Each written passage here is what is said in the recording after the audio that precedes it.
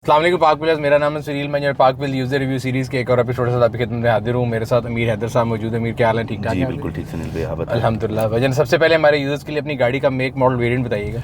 जी ये Peugeot 208 है, इसका ईवी एडिशन है, ये GT लाइन एडिशन है इसका। ठीक है। सो Peugeot 2008 जो कि पाकिस्तान में आता है, ये आती होती है यहाँ पे फ्यूल वाली गाड़ी, और मेरा ख्याल है if I am not wrong वो 1500 सीसी टर्बो होती है। जी जी ये देखने में बाहर से एग्जैक्ट वैसी है, सिर्फ इसकी ग्रिल जो है बॉडी कलर में है, उसमें क्रोम होती है। और यहाँ वाले आने वाली गाड़ी में पैनोरामिक रूफ आता है, ये हार्ड टॉप है।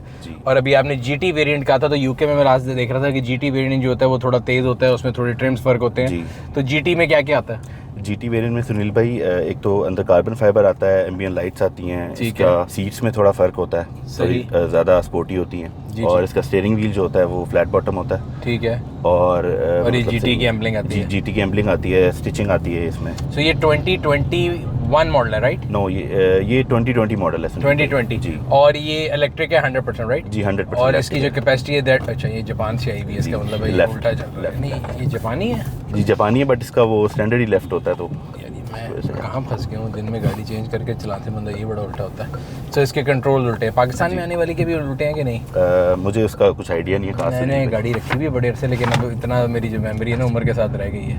आप इनको डिसाइड कर लो कितने रुकना है। काफ़ी ज़्यादा गाड़ियाँ चलाते हैं तो वो शायद अच्छा जी। से आपको सो सबसे पहले तो ये है कि भाईजान, ये आप बताएंगे कि ये किस प्राइस रेंज के अंदर गाड़ी है? ये 12 मिलियन की प्राइस रेंज में ये गाड़ी है सुनील भाई। 12 मिलियन की प्राइस रेंज का मतलब है 1 करोड़ 20 लाख रुपए। और इसकी 50 किलोवाट बैटरी है। 50 किलोवाट की बैटरी। 50 किलोवाट की बैटरी का मतलब है कि इसकी क्रूजिंग रेंज क्या आती है सर? इसकी क्रूजिंग रेंज जो कंपनी क्लेम करती है वो करती है 320 किलोमीटर्स। ठीक है। बट आई गेस कि ये अराउंड 300 जो है वो हमें देती है एक फुल चार्ज के साथ। ठीक है। सो अगर हम इसको बैटरी साइज से कंपेयर करें और बॉडी साइज से कंपेयर करें तो आई थिंक MG की जो अभी इलेक्ट्रिक गाड़ी आई थी, if I am not wrong, MG4 जिसको कह रहे थे वो 1 करोड़ 10 लाख रुपए की थी। और उसका बैटरी पैक में 2 आते थे, एक बेस वेरिएंट था, एक टॉप वेरिएंट था। बेस एक 10 की थी, टॉप 137 की थी, और उसकी भी मेरा ख्याल है 50 किलोवाट के करीब थी।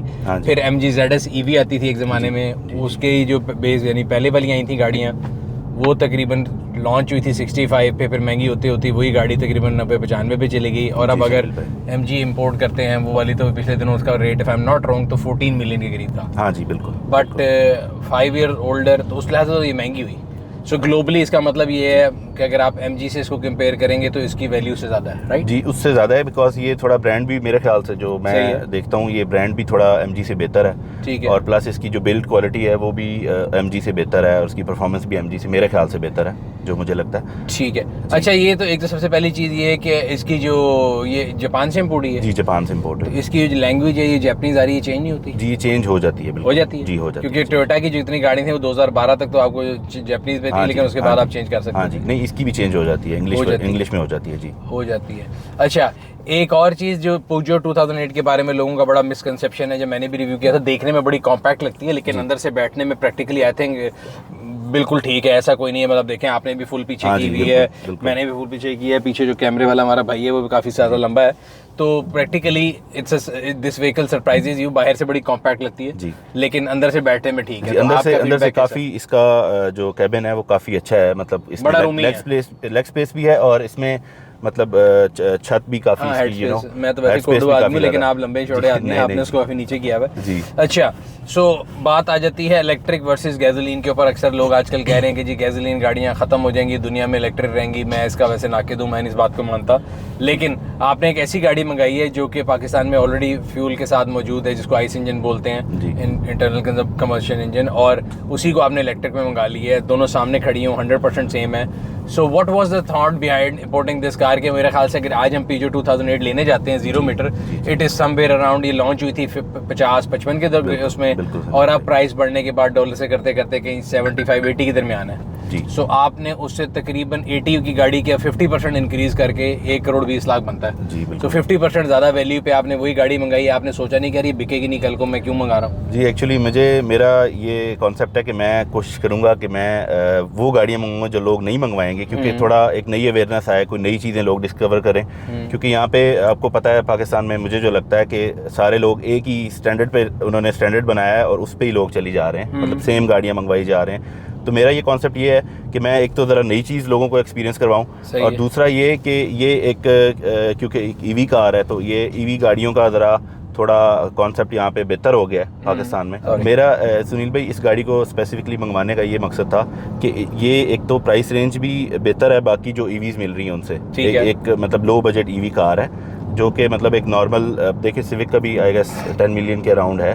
तो अब मेरा इसका मकसद ये था कि इसके जो पार्ट्स हैं वो आपकी लोकल गाड़ी के पार्ट्स भी इसमें आप चेंज कर सकते हैं। बॉडी पार्ट तो क्रॉस लिस्टेड है, अगर आपके खुदा ना खासा लाइट टूटती है, फेंडर कुछ होता है, बत्ती बिजली कुछ होता है, तो आप पीजो की डीलरशिप से बिल्कुल ले सकते हैं। और एक तो मेन मकसद ये था इस गाड़ी को मंगवाने का, और दूसरा मतलब ये एक अच्छी प्राइस में एक ईवी गाड़ी है। इसमें फीचर्स भी काफी ज्यादा है, मेरे ख्याल से इसमें पाकिस्तानी गाड़ी से ज्यादा फीचर होंगे। अच्छा, फीचर्स की अगर बात करें, एक तो मुझे नजर आ रहा है कि पाकिस्तान का जो नेशनल फीचर है पैनोरामिक, वो तो मिसिंग है। जी वो मिसिंग है, ठीक है। तो उसके साथ आप कैसे रह सकेंगे, लोग आपको घर से निकलने देंगे कि नहीं? मैं एडिट फीचर की बात करूँ तो मुझे राइट पे एक ये नजर आ रहा है कि इसमें एडास के फंक्शंस भी हैं। आप लेन कीप है, और ये जो स्टीयरिंग के साथ एक ग्रीन लाइट बनी हुई है, इसके अंदर होंडा वाले सेंसिंग कहते हैं, तो होंडा सेंसिंग जैसे होता है ये वो बट सेंसिंग होंडा वालों ने मेरा ख्याल है पेटेंट किया हुआ है। अच्छा जी, इसमें क्रूज है, अडैप्टिव क्रूज कंट्रोल है इसमें, और एडास के फीचर्स हैं सारे। सही है। हीटेड सीट्स हैं फ्रंट, इसमें वायरलेस चार्जिंग है यहाँ पे।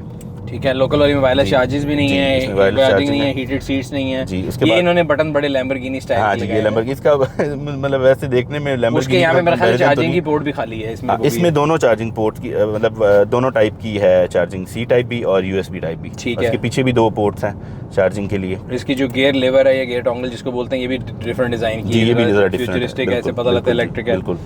अच्छा जी, और इसका जो ये हेड यूनिट है इसके अंदर एंड्रॉइड ऑटो, एप्पल का एंड्रॉइड ऑटो मेरे ख्याल से नहीं है इसमें जी, क्योंकि लोकल वाली में भी नहीं। ये मुझे लग रहा है ये वाला जो यूनिट है वो सेम ही है। ये सेम है जी, बिल्कुल। अच्छा जी, उसमें एम्बिएंट लाइट मुझे याद पड़ता है इसमें है, उसमें ठीक है नहीं थी, मेरी जो मेमोरी है ना एज के साथ साथ रही जाती है। ब्लाइंड स्पॉट मॉनिटर भी है इसके अंदर, ब्लैक रूफ लाइनिंग है, उसमें वो पैनोरामिक था। सीट मैनुअल है इसकी, मैनुअल सीट्स है, बट इसकी सीट्स काफी कंफर्टेबल है, जो है ना कुशनिंग जरा ज्यादा बेहतर है, बहुत बेहतर है, और इसमें लेदर प्लस स्वेड है इसकी सीट। हाँ जी, बिल्कुल ठीक है, बिल्कुल ठीक है जी। अच्छा, इलेक्ट्रिक गाड़ियों में एक चीज़ तो बड़ी इंपॉर्टेंट यानी दुनिया में जो इसका सेलिंग पॉइंट है, एक तो ये है कि जी गो ग्रीन का एक नारा है जो कि पाकिस्तान में तो नहीं लगाना चाहिए हमें नारा। दूसरा नारा ये है कि जी एक लोग ये कहते हैं कि जी सस्टेनेबिलिटी है, वो अगेन वो गो ग्रीन के अंदर ही आता है। बट और सबसे इंपॉर्टेंट चीज़ ये है कि जिनकी मेंटेनेंस कोई नहीं होती, इंजन ऑयल ही नहीं है, कोई फ्लूइड नहीं है सिवाय ब्रेक फ्लूइड के, और अगर चेंज होंगे तो टायर चेंज होंगे, उसके अलावा कुछ भी नहीं जी। बिल्कुल। लेकिन साथ साथ एक तलवार सर पे लटकती रहती है कि अगर आपने कोई इलेक्ट्रिक गाड़ी ली है और उसकी डीलरशिप पाकिस्तान में नहीं है जी, तो आप क्या करेंगे? सो मुझे नहीं ख्याल कि पीजो, मुझे नहीं पता कि अब आपको बेहतर पता होगा, तो अगर आप इसको पीजो पे लेके जाएं, डू दे सर्विस इट? नहीं, वो नहीं करेंगे आई गेस सर्विस। तो ये एक बहुत बड़ी तलवार होगी, बिकॉज अगर एमजी वालों की इलेक्ट्रिक लेते हैं वो भी है।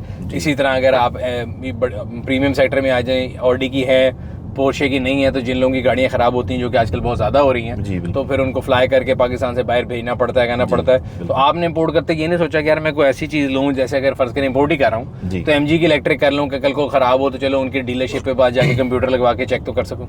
बिल्कुल, मेरा मोटिव ये है कि मैं एक नई से नई चीज़ लाऊँ, मतलब लोगों को एक नई चीज़ एक्सपीरियंस करवाऊँ, मतलब वो चीज़ लाऊँ जो पहले मतलब यहाँ पे नहीं है, मैंने वही करना है। और आपने देखा है सुनील भाई कि ये एक गाड़ी सेट होनी होती है, उसके बाद सारों ने उस लाइन पे लग जाना होता है, मतलब 2 3 4 लोग मंगवाते हैं, फिर सारे ही पीछे मतलब वही मंगवाना शुरू हो जाते हैं। तो मेरा कोशिश ये है, लीडर फॉलोअर फिलॉसफी है ना, एक लीड करेगा, फिर एक आएगी, फिर 2 मंगाएंगे, फिर 3 मंगाएंगे। जिस दिन आपकी पहली गाड़ी बिक जाएगी तो फिर आपको पता लगेगा कि आपकी लाइन में 4 शोरूम पे और आ गई। हाँ जी, बिल्कुल ऐसे। बट मैं ये सोचने की कोशिश करता, ठीक है, आई अंडरस्टैंड कि जी होता है, मैं भी अगर कर रहा हूँ तो मैं इतना कम से कम दिलेर हूँ, मैं पेट्रोल में पंगा ले लूंगा। इलेक्ट्रिक में मैं इसलिए लूंगा बिकॉज इलेक्ट्रिक गाड़ियों की जो है ना स्टोरीज बड़ी डेंजरस है, मतलब हर इलेक्ट्रिक गाड़ी बड़ी से बड़ी कंपनी में नॉन फॉल्ट आते हैं। पोस्ट टाइकन के अंदर कई रिकॉल्स आए, फिर उससे पहले जो थे ऑडी में भी आए। तो आपने इसको मंगाने से पहले कोई रिसर्च थी कि भाई पीजो 2008 जो ई वर्जन है इसके अंदर कोई फॉल्ट तो नहीं? मैंने इसकी पूरी रिसर्च की थी, मैंने इसकी देखा था कि बड़ी काफ़ी ड्यूरेबल कार है, इसमें इतने फॉल्ट्स वगैरह नहीं आते, इतनी कोई कम्प्लेक्स गाड़ी नहीं है ये कि मतलब इसमें कोई ज़्यादा चीज़ें हों, ये मतलब एक स्टैंडर्ड जैसे एक ईवी गाड़ी होती है नॉर्मली वैसे ही है। अच्छा, जिसका बैटरी पैक है 50 किलोवाट आवर का है, और इसके साथ जो चार्जर आता है वो कितने किलोवाट का? वो है मेरे ख्याल है 7 किलोवाट का, जो आपके घर पे तकरीबन 7 से 8 घंटे में चार्ज। जी, 7 से 8। अगर आपका 100 किलोवाट का चार्जर हो, जो कमर्शियल चार्जर होता है, आधे घंटे में, तो वो 25 मिनट्स या 30 मिनट्स में, वो तो सीधा सीधा उसमें अगर आप निकालें। जी बिल्कुल, ठीक है। अच्छा, सिंस आपने ये गाड़ी मंगाई है और आपको पता है कि आप कह रहे हैं इलेक्ट्रिक आनी चाहिए, तो what do you think is the future of electric cars in Pakistan? Electric cars का फ्यूचर डिपेंड करता है कि हमारे कमर्शियल चार्जेस कितने इंस्टॉल हैं। तो अगर हमारी गवर्नमेंट ये हेल्प करती है, इसमें कमर्शियल चार्जेस वगैरह लगते हैं ज़्यादा या प्राइवेटली भी ज़्यादा लग जाते हैं, तो फिर तो इसका फ्यूचर बहुत अच्छा है। लेकिन ये मेरे ख्याल से मैं ये सोचता हूँ कि ये गाड़ियाँ जो हैं विद इन सिटी के लिए ज़्यादा रिकमेंडेड है, क्योंकि इसकी जो क्रूजिंग रेंज है आपने बताया था कितने किलोमीटर है? Approximately 300 kilometre. 300 क्लेम्ड है और मेरा ख्याल है 320 क्लेम्ड है, बट 300 ये शहर में है। अगर आप अभी पता हाईवे पे जाएंगे तो शायद इट कम आउट टू 260 280। तो अगर आपने लॉन्ग पे, यानी हमारे यहाँ पे एक टेस्ट ये है कि इस्लामाबाद जाना है तो आपको हाफ वे में इसको दोबारा जूस जी दोबारा करवाना पड़ेगा। तो आप हफ्ते लेके गए लॉन्ग पे? नहीं, अभी तक तो नहीं ले, अभी ये बिल्कुल आई है, 1 हफ्ता पहले आएगा। अच्छा, तो अभी तक तो ये नहीं लेके गए जी। वैसे 1 हफ्ते में आपने इसको मतलब घर पे चार्ज किया? जी घर पे चार्ज किया। और कोई ऐसी चीज़ जो कि आप मिस करते हो, यार इस गाड़ी में ये चीज़ भी होनी चाहिए थी, इतने पैसे हैं, मतलब 12 million quite lot of money. इसकी थोड़ी रेंज ज़्यादा होती तो वो ज़रा बेहतर हो जाता, लेकिन क्रूजिंग रेंज जी ये शहर से बाहर जाती तो ये, बिकॉज ये एक इकोनॉमिकल गाड़ी है, इकोनॉमिकल ईवी है।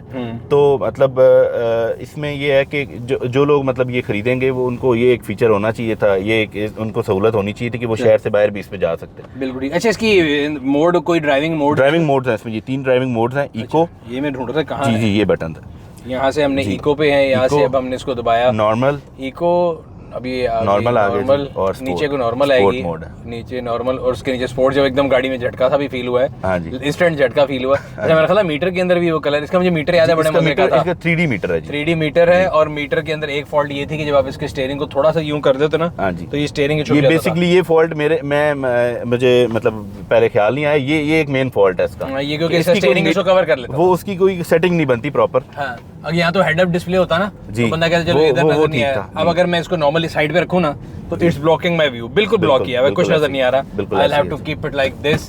तो बिल्कुल नीचे करके, अब कोई बड़े कद का आदमी हो, मैं तो चलो कोड हूं, लेकिन बड़े कद का कोई आदमी हो तो उसके लिए जरा परेशानी इस टाइम ठीक नजर आ रहा है। हाँ जी बिल्कुल। अच्छा जी। अच्छा, इसकी जो पार्ट्स की प्राइसेस है उसका कोई आपने बताया, जैसे आपने थोड़ा कहा कि यार मिल जाती है डीलरशिप पे, तो कोई वर्किंग करके देखी थी क्या? अगर बत्ती टूट गई खुदा ना खासा तो कितने की है? इसके पार्ट्स का मैंने कोई वर्किंग तो खास नहीं की, बट जो यहाँ के प्राइसेस हैं, जो एक नॉर्मल पीजो के पार्ट्स हैं वही पार्ट्स इसमें इंस्टॉल हो जाते हैं। लाइटें क्रॉस लिस्टेड हैं, ये तो नहीं कि इसकी और उसकी लाइटों में फर्क है? नहीं, बिल्कुल सेम है, बिल्कुल सेम है। हाँ जी। और ये हो गया। अच्छा, इसकी इलेक्ट्रिक गाड़ियों के बारे में हमारी सरकार ने भी कई दफ़ा अपना जो है ना पॉलिसी बदली है जी। और कभी हम कहते हैं कि इलेक्ट्रिक हलाल है, कभी हम कहते हैं हराम है, कभी हम कहते हैं कि हम इस पर रजिस्ट्रेशन नहीं लेंगे, कभी कहते हैं हम टोकन नहीं लेंगे।